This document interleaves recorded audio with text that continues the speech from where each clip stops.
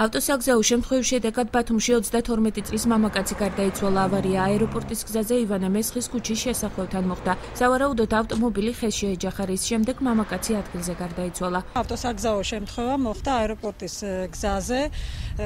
მისვლისას დახვდათ მამაკაცი 32 წლის გარდაცვლილი და ქალბატონი დაზიანებებით გადაყვანილი იქნა საავადმყოფოში. მასთან ერთად შემთხვევის მომენტში BMW-ს მარკის ავტომობილში 30 წლამდე ასაკის ქალბატონიც იმყოფებოდა, რომელიც საწრაფო დახმარების ბრიგადამ რესპუბლიკურ საავადმყოფოში მოტეხილობებით გადაიყვანა.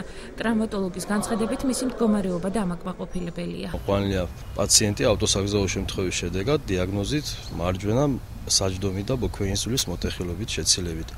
უტარდება შესაბამისი მკურნალობა, მდგომარეობა დამაკმაყოფილებელი. ჯერჯერობით უცნობია ავარიის გამომწვევი მიზეზი. მომხდართან დაკავშირებით მიმდინარეობს გამოძიება. როგორც აეროპორტის დასახლებაში მცხოვრებლებმა განაცხადეს, აღნიშნულ ტერიტორიაზე ავტოსაგზაო შემთხვევები ხშირად ხდება. ძალიან ხშირად ხდება ხოლმე აქ ავარია. ძალიან ხშირად ხდება, სხვათა შორის ეს 4 არის მოსაცილებელი, მოსაჭრელი. ეს რო არ ყოფილიყო, გავიდოდა და გადარჩებოდა ადამიანი. ბათუმის სატრანსპორტო ინფრასტრუქტურის მართვის ხელმძღვანელმა განაცხადა, რომ უწყებაში აღნიშნული საავტომობილო გზის მდგომარეობით დაინტერესდებიან.